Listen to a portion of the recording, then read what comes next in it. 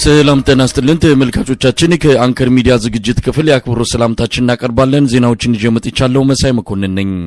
የአብይ አህመድ ሰራዊት በትግራይ ከደረሰበት ኪሳራ የበለጠ በአማራ ክልል ከፋኖ ጋር እየተደረገ ባለው ጦርነት ከፍተኛ ጉዳት እየገጠመው መሆኑን አመነ። በሰራዊቱ አመራሮች መሃል በአማራ ክልሉ ጦርነት ላይ ልዩነት እየተፈጠረ መሆኑን የደረሰን መረጃ ያመለክታል። ኤታ ማጆር ሹም ብርሃኑ ጁላ በቀጥታ ምክትሉን ጀነራል አበባው ታደሰ ላይ ባነጣጠረ ውንጀላ ከፋኖ ጋር የገባንበት ጦርነት በተሳሳተ መረጃ ላይ የተመረኮዘ ነው ማለት ታቸው ተመልክቷል። ሆን ተብሎ የተሳሳተ መረጃ ተሰጥቶናል አሊያም በሰራዊቱ ውስጥ ሳቦታጅ የሚያደርግ ኃይል ገብቷል ሲሉ ፊልድ ማርሻል ብርሃኑ ጁላ መግለጻቸውን ከደረሰን መረጃ ለማወቅ ተችሏል። አማራ ክልል የገጠመን ኪሳራ ከትግራዩ የሁለት ዓመቱ ጦርነት የከፋ ነው። በተለይ በተዋጊ ሰራዊታችን ላይ የደረሰው ኪሳራ በትግራይ ከገጠመን ይበልጣል ያሉት ፊልድ ማርሻሉ ይህም የሆነው ስለ ፋኖ ቁመና ትክክለኛ መረጃ ይዘን ወደ ጦርነቱ ባለመግባት ነው ሲሉም በቁጭት ተናግረዋል። በትግራይ ከህወሓት ጋር በተደረገው ጦርነት ከፍተኛ ቁጥር ያለው የአብይ አህመድ ሰራዊት ኪሳራ ቢደርስበትም በአማራ ክልል ከፋኖ ጋር ባለፉት 17 ወራት የተደረገው ጦርነት የበለጠ ቁጥር ያለው ሰራዊት ከጥቅም ውጪ መውጣቱን በአዛዦቹ በኩል በተደረገው ግምገማ መረጋገጡንም ለማወቅ ተችሏል። በጦር መሳሪያዎች ኪሳራም ቢሆን ፋኖ ከቀላል ኋላ ቀር መሳሪያ በ17 ወራት ውስጥ እስከ ሞርታርና ዲሽቃ መታጠቅ የቻለው ከአገዛዙ ሰራዊት በምርኮና በተለያዩ መንገዶች ባገኘው መሳሪያዎች መሆኑን በግምገማ ያነሱት የአብይ አህመድ ጀነራሎች ኪሳራው በእግረኛ የሰራዊቱ ክፍል ብቻ ሳይሆን ከባድ መሳሪያዎችንና ተተኳሾችን ጭምር በገፍ የተማረኩበት እንደሆነም ተመልክቷል።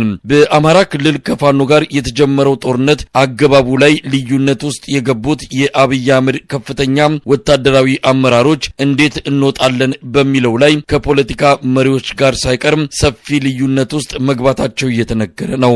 አብይ አህመድ አሁን ባለው ሁኔታ ስለ አማራ ክልሉ ጦርነት ግልጽ የሆነ የመውጫ ስትራቴጂ እንደሌለው የሚገልጹት የአንከር ሚዲያ ምንጮች በአጠቃላይ ብልጽግና በግራ መጋባት ውስጥ እንደሚገኝ አመልክተዋል። ባለፉት 2 ሳምንታት ብቻ በአማራ ክልል ከ5000 በላይ የአብይ አህመድ ወታደሮች የተማረኩ ሲሆን በሺዎች የሚቆጠሩት ከጥቅም ውጪ መሆናቸውን ለአንከር ሚዲያ ከተለያዩ አውደ ግንባሮች ተሰብስበው ከደረሱት መረጃዎች ለማወቅ ተችሏል። ሰላም ጤና ይስጥልን ተመልካቾቻችን፣ አሁን የደረሰን ዜና አለ። በተለያዩ የአማራ አካባቢዎች የሚደረጉ የሉና ተጋድሎች ተጠናክረው እየተካሄዱ ባለበት በዚህ ወቅት በዛሬው ዕለት በጎንደር የተለያዩ አካባቢዎች ላይ ከፍተኛ ድሎች መገኘታቸው ተገለጸ። በርካታ ወታደሮች ተማርከዋል። ከፍተኛ ቁጥር ያለው የጦር መሳሪያና ተተኳሾች በቁጥጥር ስር መደረጋቸውን፣ ተሽከርካሪዎችም ጭምር በፋኖች እጅ መግባታቸውን ነው ያገኘነው መረጃ የሚያመለክተው። ከተሞች ነፃ ወጥተዋል። በአጠቃላይ በአገዛዙ ሰራዊት ላይ ከፍተኛ ኪሳራ ያደረሱ ጥቃቶች ናቸው የተፈጸሙት። ይህም በተመለከተ አርበኛ ዮሐንስ ንጉሱ መረጃውን ሊያካፍለን መስመር ላይ ይገኛል። አርበኛ ዮሐንስ በጣም አመሰግናለሁ። እንግዲህ በፎቶግራፍም በቪዲዮም ታጅበው የመጡ ዛሬ ውሎች እየተመለከትን ነው። እስቲ በዝርዝር ምንድን የሆነው ዛሬ? መልካም መሳይ፣ እናመሰግናለን። እንደጠቀስከው በዛሬው ዕለት መጠነ ሰፊ የሆነ ጥቃት በአገዛዙ ላይ የተሰነዘረበት ቀን ነው። ከፍተኛ ድልም የተመዘገበበት ቀን ነው በአይነቱ።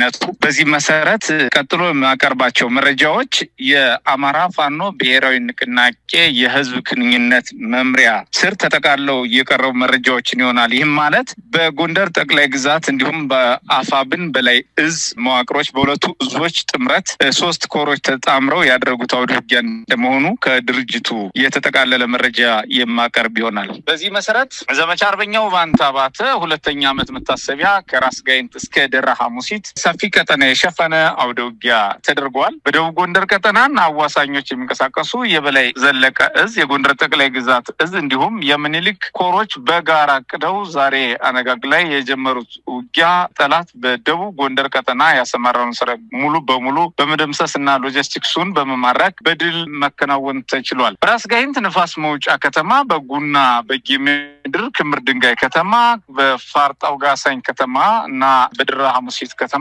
የተከማቸውን የጠላት ሰራዊት ነው እንግዲህ ቁሳቁስን እንዲሁም ሰራዊትን ኢላማ ባደረገ ሁኔታ አውደ ውጊያው የተደረገው። በተካሄደው ማጥቃት በሁሉም ከተሞች የነበረው የአገዛዙ ሰራዊት በሰራዊታችን ክንድ ፍርስርሱ ወጥቷል። በዚህም መሰረት ሜጀር ጀነራል ባንታባት አንደኛ ኮር ከባህር ዳር በ30 ኪሎ ሜትር ርቀት የምትገኘው ደራ ሐሙሲት ከተማን መወንጭት ሚካኤልና ይዘት ቦምባት የመሸገውን ያገዛዙ ሰራዊት ከደብረ ታቦር ከተማ በቅርብ ርቀት የምትገኘው ጋሳይ ከተማን አልፎ ወደ ክምር ድንጋይ ራስ ጋይንትና ሊያልፍ የነበረውን የአገዛዙ ሰራዊት በመምታትና በመበተን 9 ብሬን 3 ዲሽቃ ሞተራይዝድ የጦር መሳሪያ እንዲሁም ከ120 ሺህ በላይ የጦር መሳሪያ ተተኳሽ መማረክ ተችሏል። 453 AK-47 ክላሽኮቭ የነፍስ ወከፍ የጦር መሳሪያ ሲማረክ 135 የአድማ ብተና ምርኮኛ እጁን በመስጠት የተማረከ ነው። 251 በላይ የጠላት ኃይል ደግሞ ተደምስሷል። 7 አርቢጅ የጦር መሳሪያ ከነተተኳሽ የተማረከ ሲሆን ከ10 በላይ ፓትሮሎች ወይም የወታደራዊ ተሽከርካሪዎች የተማረኩበት ግንባር ነው። 28 የጠላት ስንቅና ትጥቅ የተጫኑ ተሽከርካሪዎች የተማረኩ ሲሆን 51 የሬዲዮ መገናኛ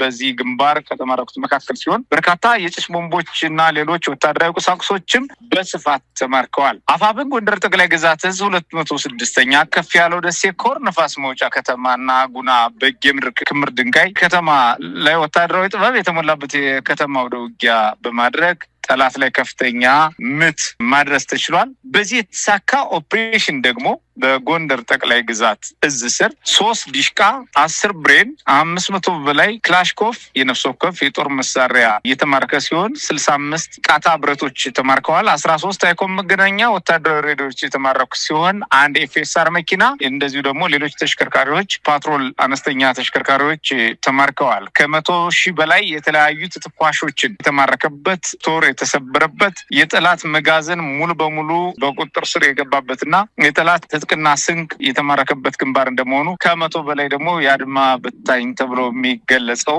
የብአዴን ታጣቂ ኃይል አመራርን ጨምሮ የብልጽግና ካድሬ አመራሮች እና የሚሊሻ ሰራዊት አባላት ሲማረክ ከፍተኛ ኃይል ደግሞ ሙትና ቁስለኛ ሆኗል። ምኒልክ ዕዝ የ303ኛ ኮር 81ኛ 16ኛ ክፍለ ጦሮች እና እንዲሁም 106ኛ ኮር 22ኛ ክፍለ ጦር በደቡብ ጎንደር ጋይንት ንፋስ መውጫ ደግሞ በሚገባ ጠላትን የመታበት አውደ ውጊያ አለ። በዚህ አውደ ውጊያ የምኒልክ 303ኛ ግዙፉ አሳምነው ኮር እና የ106ኛ ደጋው መብረቅ ኮር አሃዶች የተሰለፉ ሲሆን 183 ከተለያየ አሃድ የተውጣጣ የጠላት ኃይል ተማርኳል።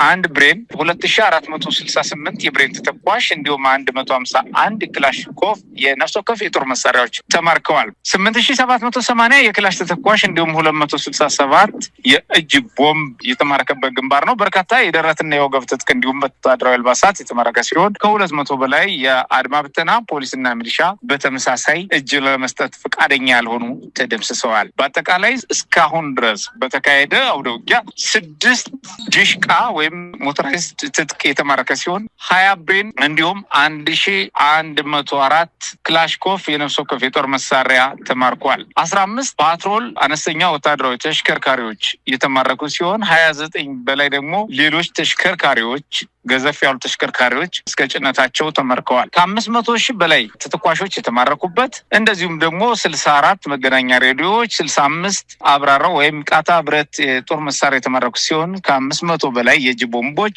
418 ደግሞ እጅ ሰጥቶ የተማረከ በድምሩ የጠላት ሰራዊት በቁጥጥር የሚገኝ ሲሆን በዚህ ውጊያ 651 በላይ የጠላት ኃይል ተደምስሷል።